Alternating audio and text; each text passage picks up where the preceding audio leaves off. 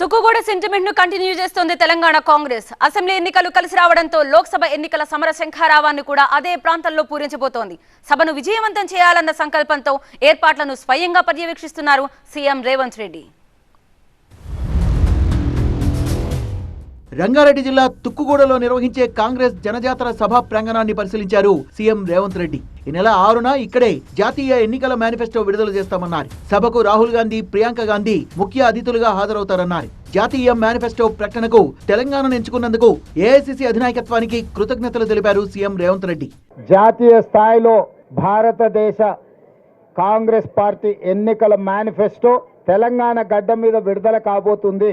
మా అభిమాన నాయకుడు శ్రీ రాహుల్ గాంధీ గారు, మా అభిమాన నాయకురాలు శ్రీమతి ప్రియాంక గాంధీ గారు ప్రత్యేక ఆహ్వానితులుగా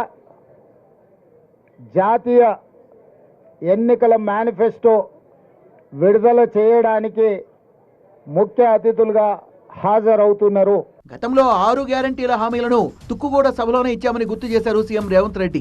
6 హామీల్లో 5ంటిని ఇప్పటికే అమలు చేసి చూపించామని, రాష్ట్రం నలుమూలల నుంచి లక్షల మంది జనజాతర సభకు తరలి రావాలంటూ పిలుపునిచ్చారు సీఎం రేవంత్ రెడ్డి.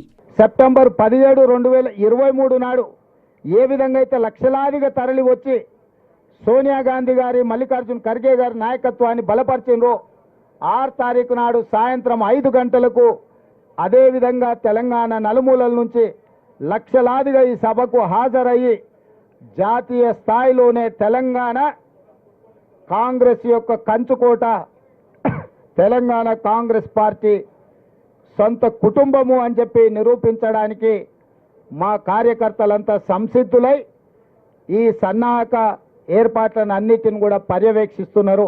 కేంద్రంలో కాంగ్రెస్ ప్రభుత్వం అధికారంలోకి వస్తే రాష్ట్రానికి జరిగే మేలును జనజాతర సభలో వివరించాలని భావిస్తోంది తెలంగాణ కాంగ్రెస్.